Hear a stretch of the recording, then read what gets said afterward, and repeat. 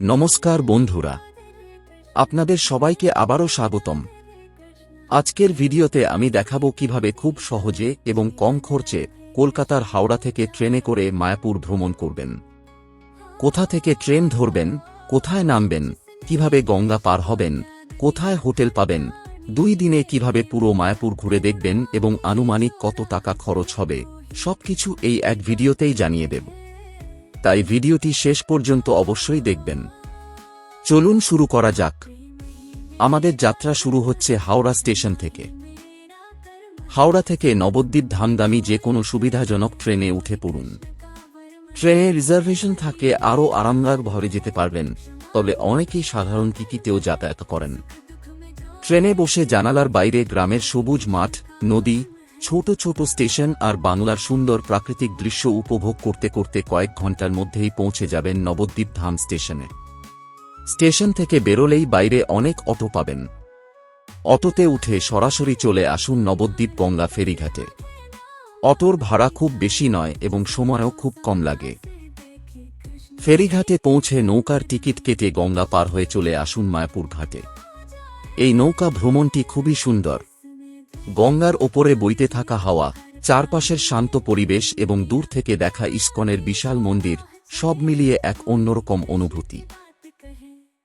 जय रे राधे रे कृष्ण, जय श्री राधे रे कृष्ण, प्रेम के बंसी बजती जाए, जीवन राधे कृष्ण हो जाए। जिसने वेश को त्याग दिया, हर प्राणी में प्रेम लिया, करुणा की जो। মায়াপুর ঘাটে নেমে সামান্য হাঁটলেই টোটো স্ট্যান্ড পাবেন। সেখান থেকে টোটো নিয়ে আপনার হোটেলের দিকে রওনা দিন। পথে যেতে যেতে রাস্তার 2 পাশে অনেক ছোট হোটেল, গেস্ট হাউস এবং ধর্মশালা দেখতে পাবেন। চাইলে আগে থেকেই অনলাইনে বুকিং করতে পারেন, আবার সরাসরি গিয়েও রুম নিতে পারবেন। সাধারণ দিনে কম খরচে ভালো রুম পাওয়া যায়, তবে ছুটির দিন, সরস্বতী পূজা, দোল বা বড় উৎসবের সময় ভাড়া কিছুটা বেড়ে যায়। টোটোতে যেতে যেতে রাস্তার 2 পাশে সুন্দর সুন্দর রাধাকৃষ্ণের মন্দির, আশ্রম এবং ভক্তিময় পরিবেশ দেখতে পাবেন। পুরো এলাকা জুড়ে এক অন্যরকম শান্তি অনুভব করবেন। হোটেলে পৌঁছে চেক ইন করুন, তারপর কিছুক্ষণ বিশ্রাম নিন। আশেপাশে অনেক ভালো খাবারের হোটেল রয়েছে। নিরামিষ ও সাধারণ বাঙালি খাবার খুব সহজেই পাওয়া যায় এবং খরচও খুব বেশি নয়।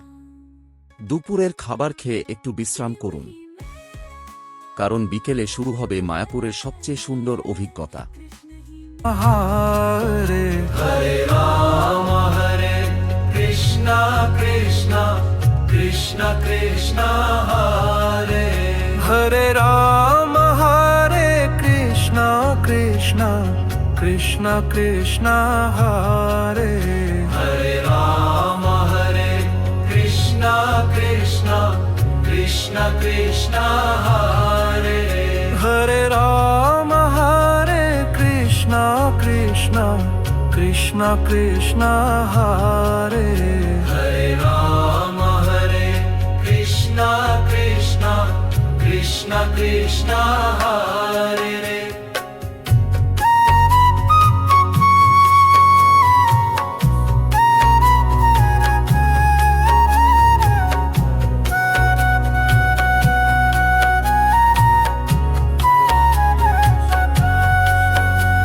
বিকেলের দিকে টোটো করে চলে আসুন বিশ্ববিখ্যাত শ্রীধাম মায়াপুর ইস্কন চন্দ্রোদয় মন্দিরে। মন্দিরে ঢোকার আগেই বিশাল প্রবেশদ্বার, পরিষ্কার পরিচ্ছন্ন পরিবেশ এবং চারদিকে ভক্তিময় আবহ আপনার মন ভালো করে দেবে।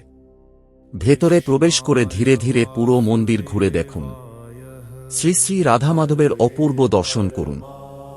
ভাগ্য ভালো থাকলে ভক্তদের সুন্দর নাম সংকীর্তনও শুনতে পাবেন। সন্ধ্যার আরতির সময় পুরো মন্দির যেন এক অন্যরকম রূপ ধারণ করে। আলো, ভক্তি আর কীর্তনের পরিবেশ এমন যে একবার এলে বারবার আসতে ইচ্ছা করবে। মন্দিরের প্রতিটি কোণ খুব সুন্দরভাবে সাজানো। এখানে ছবি তুলতে পারেন, তবে যেখানে ছবি তোলা নিষিদ্ধ, সেই নিয়ম অবশ্যই মেনে চলবেন। পর্যাপ্ত সময় নিয়ে পুরো প্রাঙ্গণ ঘুরে দেখুন।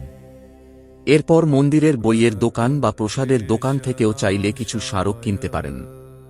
রাত হয়ে গেলে হোটেলে ফিরে আসুন। পথে কোনো ভালো রেস্টুরেন্টে রাতের খাবার খেয়ে নিন। তারপর বিশ্রাম করুন, কারণ পরের দিন সকালেই আবার মায়াপুরের আরেকটি সুন্দর অভিজ্ঞতা আপনার জন্য অপেক্ষা করছে।